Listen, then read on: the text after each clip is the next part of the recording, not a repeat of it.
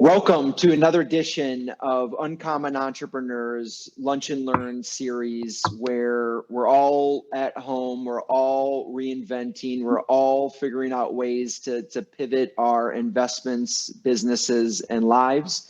And we're going to be tuning into you live on a weekly basis with top entrepreneurial minds that are advising people and entrepreneurs across the world. Today, we have three special guests. In the first half, we're going to be having Juletta Broomfield and Lisa Foulger. They're, just to give you a little bit of background, they're accredited dynamic growth coach duo, compelled to make their dent in the universe by helping others to achieve their purpose and impact in the world. Their coaching is inspired by considerable entrepreneurial experience working with mid-sized companies and global career, because they've had global careers with HP, HSBC, and governments around the world. Partnering with Juletta and Lisa, clients gain a deeper understanding of themselves and a greater appreciation of the talent optimization, enabling them to effectively tie their people strategy to their business strategy. Lisa and Juletta's client success is built on trusting relationships, leading with purpose and vision, and maintaining a laser focus on clients' and stakeholders' needs. Their coaching fuels a strong bias for action, balanced with respect for people, and a robust financial foundation to achieve business outcomes. So welcome to the show. Appreciate you, ladies. Thanks, Drew. Yeah. So we go back fairly recent. We were on a mutual webinar for Imaloa Institute which is a beautiful retreat center that was recently built in Costa Rica. Uncommon Entrepreneurs has in talks of having a retreat out there. Given the shutdown, we're not have a specific date set. We're looking at September, but I know you advise them, you work with them, so it's kind of an interesting overlap on that end. So yeah, I'm glad that's we're on. Yeah, thank you for inviting us. Yeah, you're welcome. So today in the lesson, I think what you could reveal and give to the audience is your unique perspectives on where you see the business world at the moment. I mean, you have your pulse on the market. You're talking to entrepreneurs consistently. You guys, consult, companies across the world. So maybe just to fill in the blanks on the biography I had mentioned, and kind of tell people where you're at and what you guys are up to, if you guys wanted to briefly introduce yourselves. Sure. I'll jump in, and Juletta will chime in as well. So we began our careers more in the corporate sector, but we've had quite a wide array of diverse experiences. Juletta and I connected nearly 13 years ago when I relocated with my family to Costa Rica, and Juletta and her family were already there, having relocated from California, but having lived in every, hemisphere of the world prior to that. So we've had a lot of entrepreneurial, small, medium, large, and corporate experiences. And I think the thing that we loved and saw woven through those experiences was growing talent, growing businesses, growing leaders.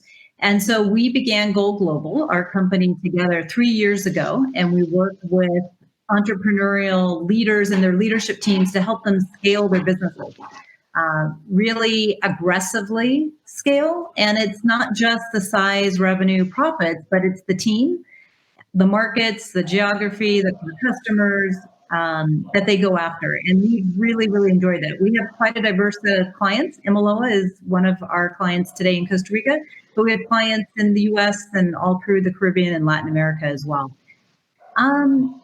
We love helping scale mindsets. So scaling the entrepreneur mindset is really critical to us. It doesn't matter where it is challenged or what opportunity they see. That's kind of where we start. We love unleashing that and really, coming alongside them and helping guide the journey. Amazing. Juletta, feel free to fill in if there's additional. Well, I think that the only thing I would say here, Drew, is that it's a really, really exciting time for us, because many companies and many people are waking up to some huge challenges. And so we're being asked to help companies pivot, to help leaders rethink who they are and what their purpose is. And so it's extremely exciting period of our business. And we are actually reimagining our own business so that we can take advantage of this extremely challenging yet exciting time. So it's entrepreneurial time in my view. So it's great to be working with uncommon entrepreneurs. Appreciate that. Yes, it is a very uncertain time. And so when we were catching up, you were filling me in on, some clients that you've started to work with and some of the adjustments and pivots that you guys are making for with the market. Maybe, fill us in. I mean, a lot of us, you have a unique perspective on that. Yeah, so very quickly, Lisa, what I was chatting with Drew, and jump in when you want, is that with Imaloa in particular, it's in tourism, it's in retreats, It has a physical presence. And what do you do when no visitors can come in Costa Rica or wherever you are? What do you do? So what was really interesting at first, and it's not the only client, I would describe it not ungraciously, but got stuck in what their current constraints are. We have a physical space, we have certain competencies, so what can we do with it? And of course, there's very little that you can do with a tourism business when it's all based on a retreat. So Drew, what we worked with them is said, okay, really imagine, go to the spot where this is truly a constraint. You will never, ever get another physical presence customer ever again. What's it going to look like? And now they're starting to pivot into the digital world. And that journey, I don't know whether you want to comment on it, Lisa, but that was an incredible journey. Yeah. Yeah, I definitely will share a little bit. So imagine, that was a frightening experience for the leaders. It was a frightening experience for us when, one day later, all of a sudden your business is down to zero and you have clients that have booked throughout the next 9 months canceling left, right, and center. But what we discovered, and I'm really proud of the leadership team at Imaloa, they really went to heart and found their inspiration and passion in something they've been wanting to do for a long time, but didn't have the time or space to consider it. And that was transforming themselves and creating a transformative experience for clients. And I don't want to reveal much because that's really theirs to share. And you're going to hear much about it because they're going to do a launch in June.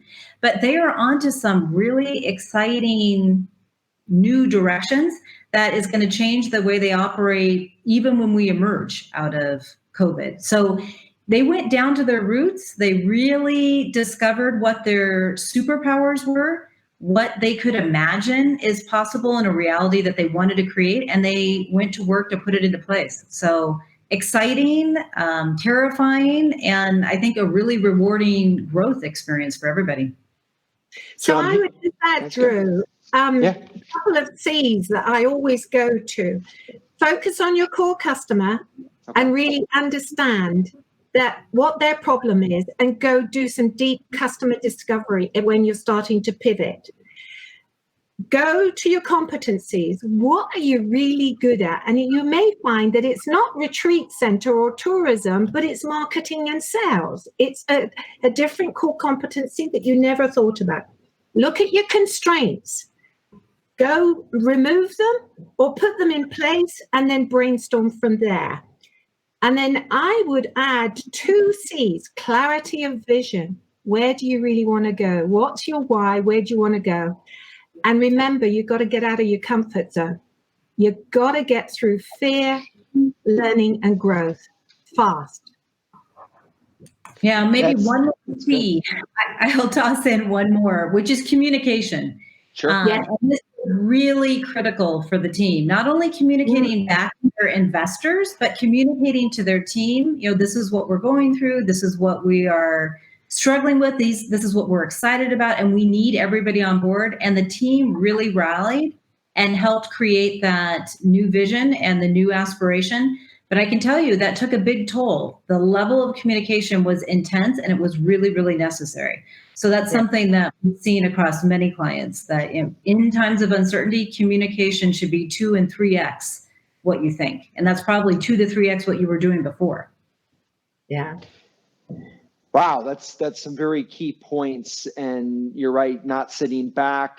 I heard you say, look at your customer avatar, decide, what your core competencies are. Communication is key. Yeah, you're definitely hitting a lot of key parts. Any tips that come to mind that you shared with them or others on how to increase that communication? Is if maybe there's other technology involved, or tips for communication? Sure. So one thing that comes to mind, we do a lot of work around conversational intelligence. So that is building trust in the language that you use.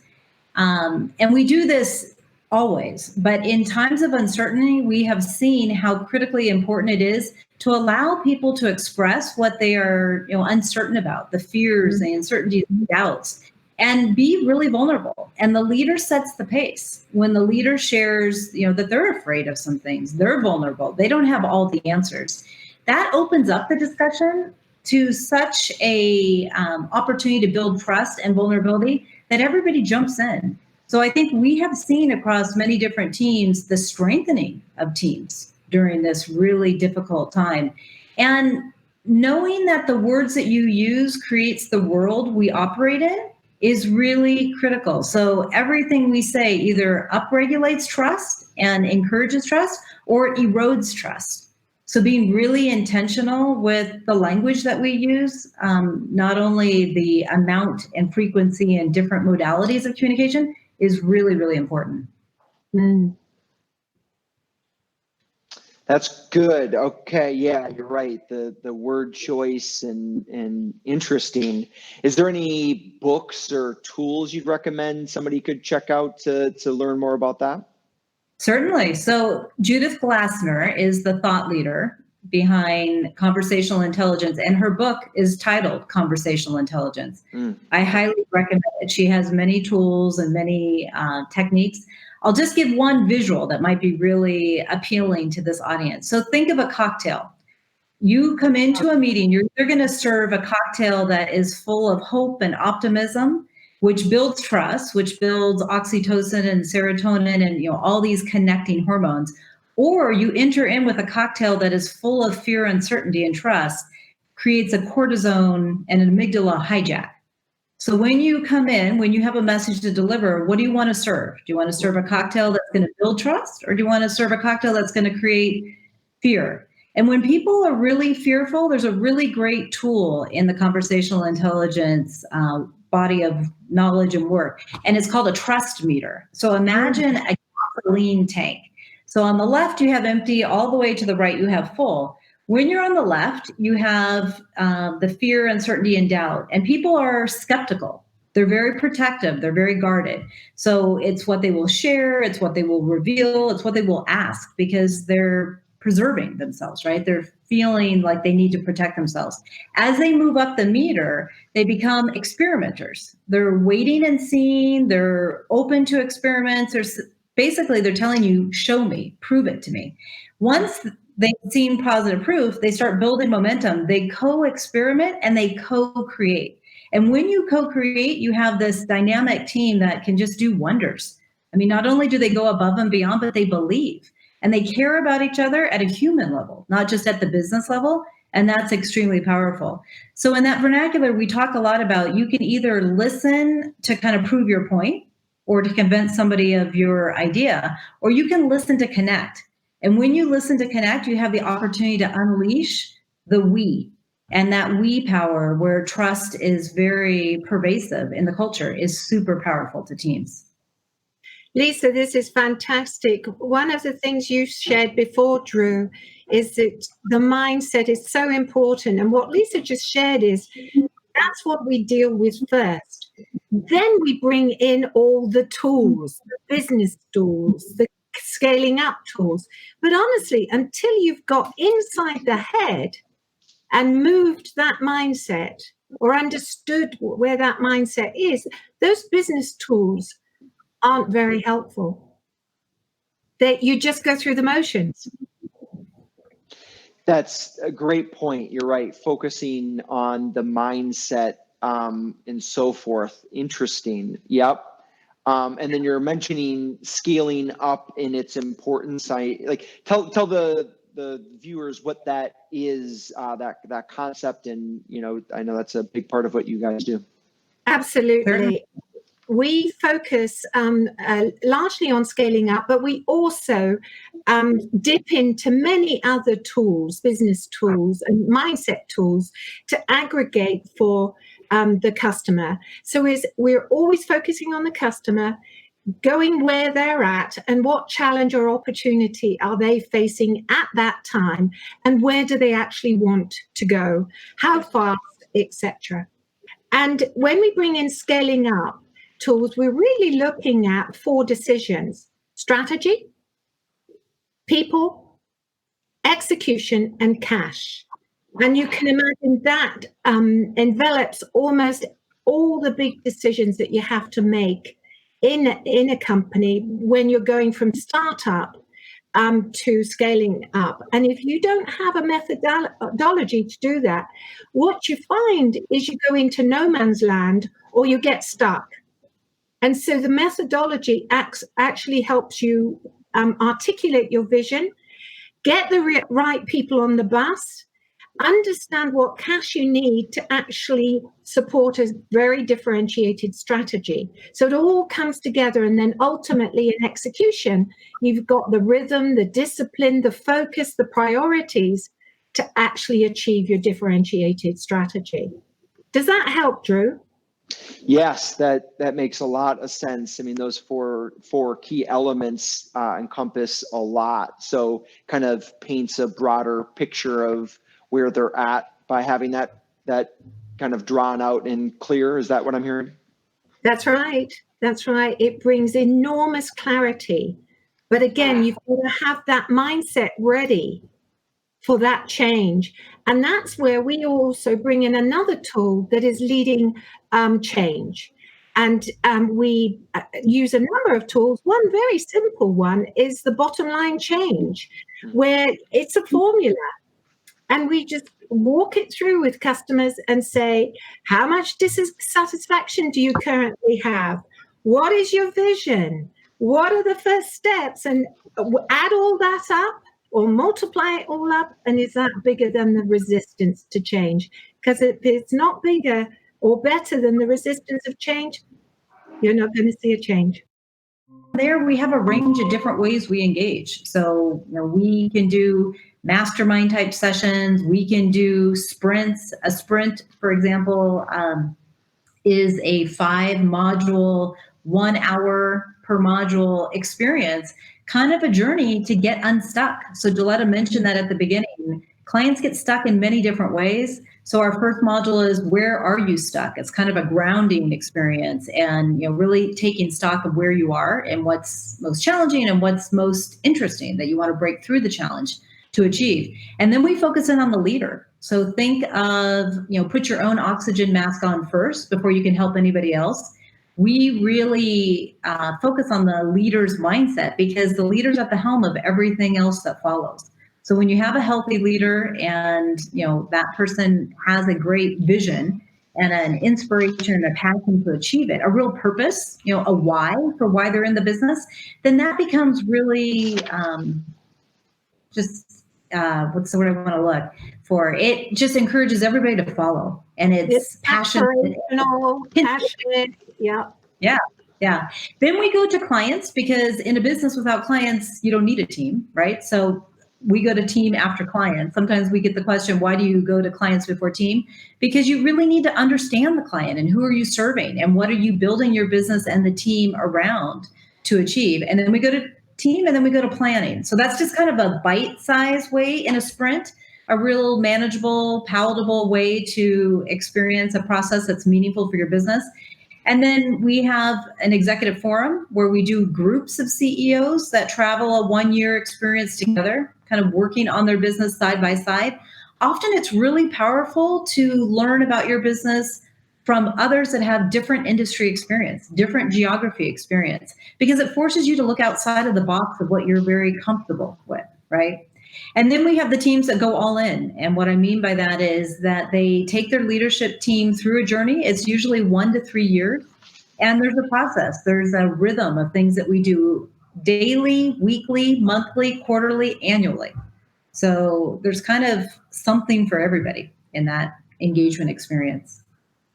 Yeah, for sure. We'll be putting the link below to schedule getting that free assessment and in an hour call, just to get a different perspective is pretty critical. And the outlines of what you're saying are definitely something that every company could use to tweak and to think differently.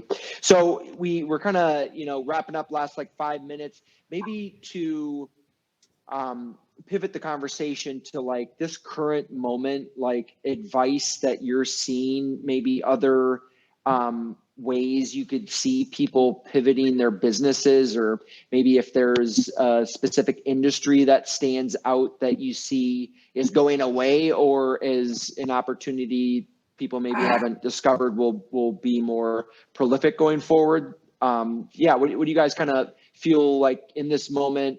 How should somebody pivot? It's a very, very good question, Drew. And one of the things that we strongly recommend for entrepreneurs is to go look at the macro picture of what's happening to their core customers and also to their environments around them, and also to go beyond, to think globally. For example, Lisa and I have been very focused in our coaching in geographic locations in the past. There's absolutely no need to be focused on geographic locations. So when you're looking to pivot, I come back to that core customer, those competencies, and the clarity of your vision is really important. So think about the entertainment business. If you actually look within the entertainment business, you've got Disney theme parks, they don't exist anymore. You've got cinemas, they don't exist anymore. Yes, in the sense of they don't have customers. Sure. But then you look at streaming video or streaming services, what's happening? It's going nuts. So as a CEO, as an entrepreneur, this is the time for really out of the box thinking. Get that vision, understand why you want to do something in the world, and then start looking for those opportunities. And you might find it's a completely different industry, and be open to that. It's scary. And that's why we talk about that change curve going from comfort to growth. This is the time to challenge yourself as a CEO and an entrepreneur. And Lisa always says, go get your kitchen cabinet. Go get advisors. Go talk to people that you normally wouldn't. And just bounce things off of your brain cycles, yeah? Get those gray cells really working. And that's sometimes hard in virtual. Lisa, anything else you would add there in the pivoting world? I think go bold. So, think of the wildest, craziest ideas and then work backwards. Don't hold back. I think in these times of uncertainty, it's the perfect opportunity. You've got more time generally. Your team is more vulnerable. You've probably strengthened those connections and bonds. So use that to your greatest advantage to dream. Yeah, that's good advice. You're right. It's good to sit back, take it all in. Like you said, look at the macro perspective of what's really happening. I see your point with Disney and the movie theaters. Yeah, it's definitely a time of reflection. So maybe kind of wrapping things up, is there a tool, a book, a software, something to improve somebody's life that comes to mind that might you want to pass on? Scaling Up. Vern Harnish. It's a brilliant read. The challenge with it, it's packed, Drew. It's packed. You got to keep reading it, but it's worth the read. Scaling Up by Vern Harnish is worth it. Would you agree there? Anything else, Lisa, that you would add? All of the teams we work with study that. And what we can do working with you as coaches is bring it alive and help you apply it to your business, because it's a textbook in essence with a lot of great examples, but it really takes discipline and focus to apply it. But the teams that do so reward tremendously. So it's a fun journey. It's an aggressive, strap in and enjoy the ride experience. And we'd love to share that with you. And I think the key take. Sorry, Drew, I was just going to say, Vern is doing some fantastic summits, virtual summits at the moment, Lisa, and they are reasonably priced, Drew. So that's another kind of blow your mind, as it were, for 2 hours. Yes? Yeah, I think that's key, because a statement you made earlier, which is kind of encompassing a lot of the conversation, is it's working on your business versus working in it. And, you know, right now we have a chance to take a step back. And so, yeah, I think you've left a lot of great wisdom. Appreciate you both coming on. And yeah, click the link below and the information. We'll be putting it out there for you guys to, even if you're watching in the future, their services could still apply to what you're doing. But thank you for coming on, and, you know, we're grateful.